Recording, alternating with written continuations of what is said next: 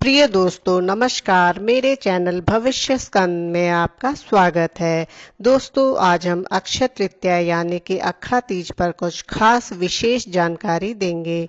पहले तो जिन्होंने हमें सब्सक्राइब नहीं किया है वे लोग हमारे चैनल को सब्सक्राइब करें। आपको हमारी लेटेस्ट अपडेट्स मिलती रहे इसके लिए बेल आइकन को भी अवश्य दबाएं।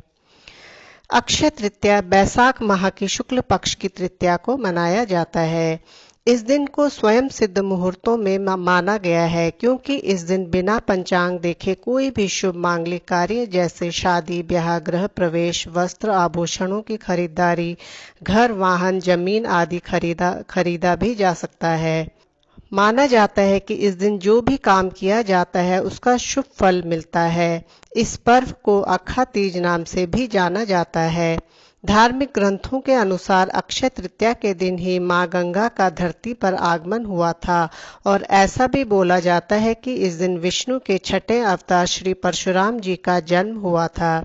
इसके अलावा ये भी माना जाता है कि इस दिन से ही वेद व्यास और भगवान गणेश ने महाभारत ग्रंथ लिखना शुरू किया था।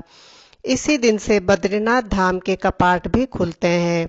इस दिन का इतना महत्व है कि वृंदावन में बांके बिहारी मंदिर में श्री विग्रह के चरणों के दर्शन होते हैं।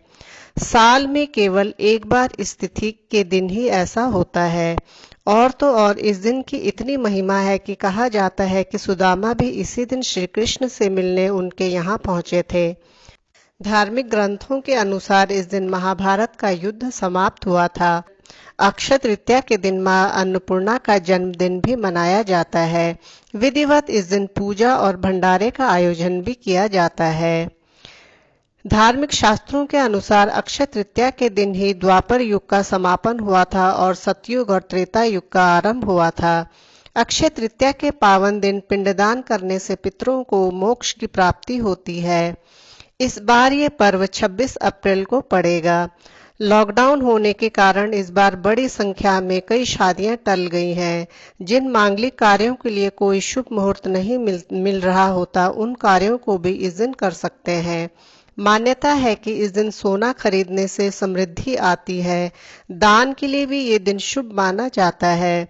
इस दिन भगवान विष्णु मां लक्ष्मी और कुबेर की पूजा भी की जाती है। इस दिन चंदन व सुगंधित द्रव्यों से श्री कृष्ण की पूजा करने से बैकुंठ की प्राप्ति होती है। पुराणों में लिखा है कि इस दिन पितरों को किया गया तर्पण तथा पिंडदान अथवा किसी और प्रकार का दान अक्षय फल देने वाला होता है। इस दिन जप तप दान का फल बहुत अधिक बढ़ जाता है। अक्षय तृतीया पूजा का मुहूर्त रहेगा 5:50 सुबह से दिन के 12:18 तक। इस दिन सुख शांति और सौभाग्य और समृद्धि के लिए शिव पार्वती और नर नारायण के पूजन का भी विधान है।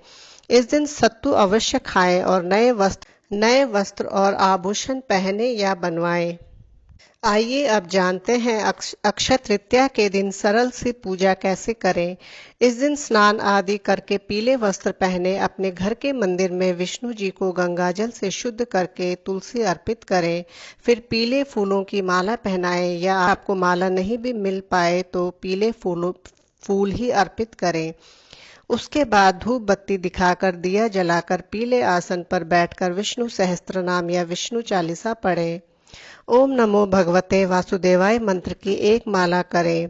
शाम के समय आरती करें। भगवान को पीले मीठे चावल केले या कोई भी पीले रंग के मिष्ठान चढ़ाएं और सबको बांटें। व्रत करने वाले इस दिन पीला मीठा भोजन ही खाएं। आइए अब जानें इस दिन क्या करें जिससे कि आपका जीवन सरल बने। जरूरी नहीं है कि आपको सभी प्रयोग करने हैं, जो आपको आसान लगे आप वही करें। इस दिन जल मिट्टी और कलश तीनों का ही दान बहुत महत्व रखता है। इस दिन यदि मिट्टी के कलश में जल भरकर दान किया जाए तो एक साथ सभी 9 ग्रहों की शांति हो जाती है। या आप ऐसा भी कर सकते हैं कि मिट्टी की मटकी में पानी भरकर राहगीर के लिए रास्ते में पानी भरकर जल रख दें। उनकी प्यास बुझेगी और भला आपका होगा। इसके अलावा जल से भरी मटकी मंदिर में दान करने से ब्रह्मा विष्णु व महेश तीनों की ही कृपा प्राप्त होती है। इस दिन गंगा स्नान करने से तथा भागवत पढ़ने से समस्त पाप नष्ट होते हैं। लॉकडाउन के रहते गंगा स्नान तो आप नहीं कर पाएंगे, तो आप अपने नहाने के पानी में कुछ बूंदे गंगाजल के डालकर नहाएं। अक्षय तृतीया के दिन केसर और हल्दी से देवी लक्ष्मी की पूजा करने से आर्थिक परेशानियों में लाभ मिलता है। इस दिन पितरों की प्रसन्नता के लिए जल, कलश, जूते, चप्पल, खड़ाऊ, टोपी, छाता, सत्तू, ककड़ी, खरबूजा, शक्कर, घी, शहद आदि का दान करने से पितृ प्रसन्न होंगे। साथ में ही आपके जीवन में हर तरह की परेशानियां दूर होंगी। अगर आप दान करने के लिए बाहर नहीं जा पा रहे हैं तो दान करने वाली चीजें निकाल कर रख लें, और फिर जब लॉकडाउन खुल जाए तब और जनजीवन सामान्य होने लगे तो ये चीजें किसी जरूरतमंद को दे दें।